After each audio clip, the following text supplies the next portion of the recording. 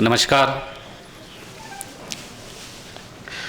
आज के समारोह के अध्यक्ष डॉक्टर मुणगेकर जी, प्रमुख अतिथि डॉक्टर रविंद्र सोहणे जी, आज के जो प्रमुख वक्ता हैं डॉक्टर सुनील सावंत जी, श्री राजीव लोखंडे जी, कृष्णा जी, सुनील सामंत जी,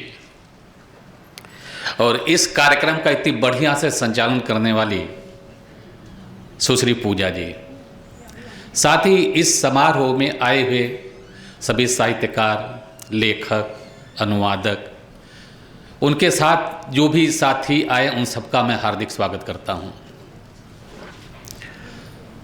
इस बार जब हिंदी साहित्य को पुरस्कार देने के लिए डॉक्टर सावंत जी ने मुझे कहा कि सर इस बार हम लोग चाहते हैं कि अच्छी तरह से हम लोग करें, तो हम लोगों ने इस पे काफ़ी काम करना शुरू किया। मैं शेरों के शहीद भगत सिंह के जानिब एक शेर है कि इस तरह वाकिफ़ है मेरी लेखनी मेरे जज्बातों से, इस तरह वाकिफ़ है मेरी लेखनी मेरे जज्बातों से, इश्क लिखना चाहता हूँ तो इनकलाब लिखा जाता है।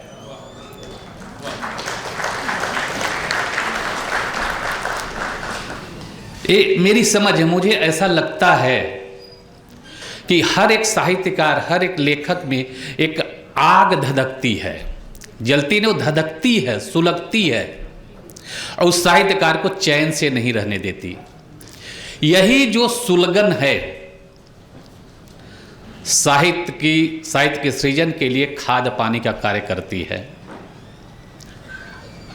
क्योंकि हर साहित्यकार का परिवेश, उसका सामाजिक रहन सहन अलग होता है। इसी तरह से हम देखते हैं, अगर कोई क्रांति की पटकथा लिखता है तो कोई मानव मूल्यों के प्रतिमान तय करता है, कोई मोहब्बत के सपने देखता है तो कोई दर्द के गीत गाता है, कोई प्रगति की गाथा लिखता है, कोई संस्कृत के पुनरुत्थान में लगा हुआ है। जिसकी जैसी सुलगन होती है वैसे उसका साहित्य होता है। इस तरह से हम देखें अलग अलग प्रकार के अलग अलग तरह के साहित्य हमारे बीच में हैं और हम उसको पढ़ करके बहुत सारे ज्ञान अर्जित करते हैं। साहित्य और समाज का संबंध बहुत गहरा है, एक दूसरे के बिना दोनों रह नहीं सकते। समाज यदि आत्मा है तो साहित्य उसका शरीर। बिना साहित्य के समाज का स्पष्ट प्रतिबिंब नहीं प्राप्त किया जा सकता। अतः साहित्य और समाज परस्पर आश्रित हैं और एक दूसरे के पूरक भी। समाज से अलग रहकर साहित्यकार कुछ भी नहीं है, जो कुछ भी उसको समाज से मिलता है अपने लेखन में उसको लिखता है। मैं बता रहा हूँ, जितनी भी किताबें हमारे सामने आई हिंदी की, जब उसके थ्रू हम गए हैं, तरह तरह की चीज़ें हमको लोगों के अनुभव, उनके रहन से जिस तरह की चीज़ें वो देखने को मिली हैं, हर चीज़, सबके विचार सबके अलग अलग हैं। हमारे गुरुओं ने हमको बताया था कि साहित्य समाज का दर्पण है। समाज में जो कुछ भी होता है साहित्य में वो दिखता है हमको। जो घटनाएं घटित होती हैं साहित्यकार अपने साहित्य में उसको लिखता है। लेकिन मेरा ये भी मानना है कि साहित्य समाज का पथ प्रदर्शक भी है। अगर हम किसी चौराहे पे जाके किंकर्तव्य विमूढ़ हो जाते हैं तो साहित्य हमें रास्ता दिखाता है कि हमको किस रास्ते से निकलना है वहाँ से। इस मामले में साहित्य दीपक भी है। अच्छे साहित्य की यही पहचान है कि हमें वो अच्छा रास्ता दिखाए। अच्छे साहित्य से अच्छे समाज का निर्माण होता है और अच्छे समाज से अच्छे राष्ट्र का।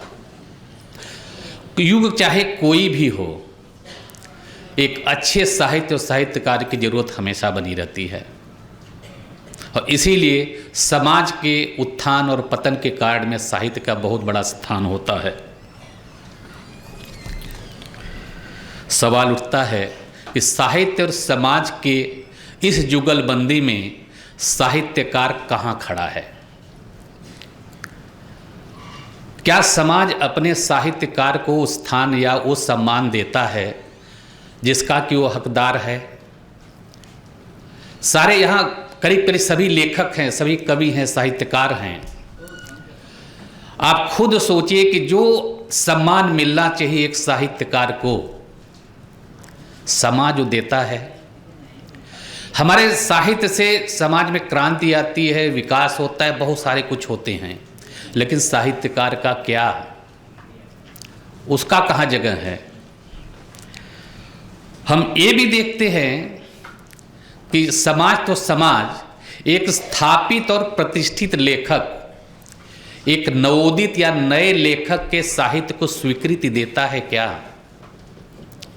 कितना कष्ट होता है, कितनी मुश्किल आती जब एक नया साहित्यकार अपनी रचना को लेके वो दर दर भटकता है उसके प्रकाशन के लिए। कोई साहित्यकार उसकी मदद करता है क्या प्रकाशन के लिए? प्रकाशक के उससे पैसे मांगता है, बिना पैसे का आपका प्रकाशन नहीं होगा। एक कुछ सवाल मैं आपके सामने छोड़े जा रहा हूं, आप इसको देखिए। पिछले दिनों एक पोस्ट पढ़ रहा था, आज के समय के बहुत ही प्रतिष्ठित स्थापित लेखक हैं, उन्होंने नए लेखकों के लिए कुछ प्रतिमान तय किए।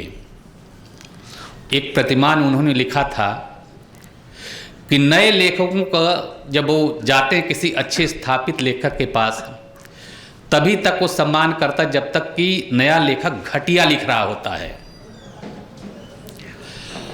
एक अच्छा लेखक, एक घटिया लेखक अगर है, एक नया कोई बच्चा लिख रहा है, नया नवोदित लेखक लिख रहा है, जब तक उससे खराब लिख रहा है तब तक उसको लिए वो गाइड करेगा, सब कुछ करेगा। लेकिन जैसे ही उससे अच्छा लिखना शुरू किया, उसको दुलत्ती मार के भगा देता है। ये एक बहुत ही स्थापित लेखक का अपना अनुभव मैं बता रहा हूं। इसलिए मैं कह रहा हूं कि साहित्यकार की जगह कहां है? साहित्य समाज हमें क्या, कहां हमको कौन सी जगह देता खड़े होने के लिए? आप किसी एक ब्यूरोक्रेट के पास चले जाइए या किसी एक बहुत बड़ी उद्योगपति के पास चले जाइए, उससे कहिए कि मैं साहित्यकार हूं, उसकी नजरें हमारी क्या औकात, क्या इज्जत बचती है? तो समाज का ही दायित्व तो है कि अपने साहित्यकार का भी सम्मान करे।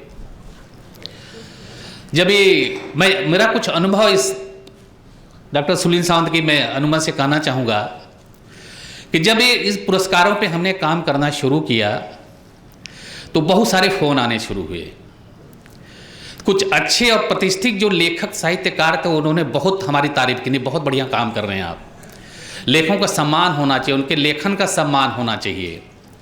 मुझे भी बहुत अच्छा लगा, चलो अच्छा काम कर रहे हैं हम लोग।